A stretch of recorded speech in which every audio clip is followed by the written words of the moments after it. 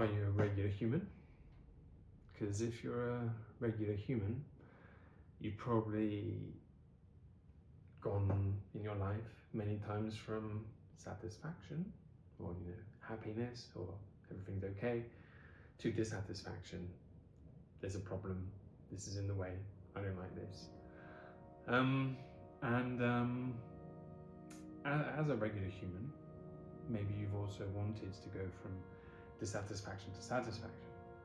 So courage is an essential ingredient in the shift from dissatisfaction to satisfaction. This could be courage to apply for a job that you thought you weren't good enough for. Try something that you thought wasn't for you, like making videos on the internet. It could be anything. Have a conversation with someone that you've been avoiding. So courage to take you from maybe a slightly dissatisfied state or problematic state to a better one. So we might be interested in cultivating courage, knowing how we can cultivate courage, because we want to go from where we are, which is, we might see it as problematic, to a better place. So we're interested in cultivating courage in that way. And so here's a few ways that you can cultivate courage. One, it's useful to know where you need to apply courage. So where in your life are you coming up against resistance? Where in your life do you feel like there's an issue? You can make a list of these, you can journal about it. You can have a number of places, or you can have one place. But the key is being aware of it. And then once you're aware of it, then you can talk to a friend, talk to a coach, talk to someone who you can safely kind of develop the thing with. This can be beautifully useful. So reach out to your best friends out there. And then, maybe with your friend, or just you on your own, you can make a plan. What would you do? What can you do? How can I address this situation? And maybe you don't have a friend or a coach handy, you can do that in a journal or planner. And another thing you can do is simulate. So go through the thing in your mind, or with friends, or but like not for real. Do like a sort of pretend version. And this can be good for things like public speaking, or the conversation that's difficult. You call up your friend and you have a conversation, and even though it's not the same, it's a simulation, and it helps. After that, you can also, meditation is a strong tool, because a large part of what stops someone from taking their courage and doing the thing is a resistance, is a pain, is a fear.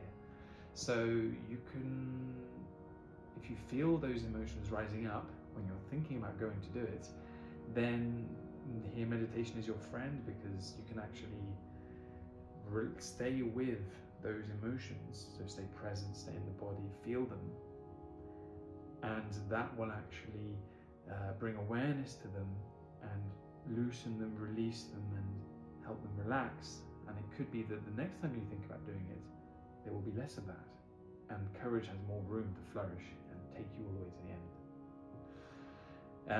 Another thing you can do is raise standards that relate to your environment. So it could be that you want to embody certain characteristics, certain behaviors. You want to be a person who behaves on a higher standard. So bring more people like that into your life, or remove things in your life that are dragging you down. So on social media, you might be following people whose behaviors are not aligned to the ones that you would like to have. So maybe you can stop following those, and instead you start following people who are behaving in a way that you would like to emulate. This can apply to also like your house, your flats. Do you have posters? Do you have things in your phone that resonate with where you don't want to go? And you can change that for things that resonate with where you do want to go. You might want to follow an athlete in the sport that you want to become great at. You might want to read books by people who are embodying where you want to go. And these things cultivate courage, because then you want to be more like that, you feel more like that, you feel part of that energy. And yeah, join groups, join clubs of people who embody that energy that you want to have yourself, that you want to build in yourself. There is another thing that happens if you don't intentionally cultivate courage, and that is suffering. If you stay in the patterns that hurt you, that are not serving you, that are not serving the people around you, then you will come up against suffering, and it will generally become more acute, more intense, and that will drive you to cultivate courage and look for better ways to be. This is part of the incredible design of this universe, is that one way or another we are jolted into, you know, becoming better.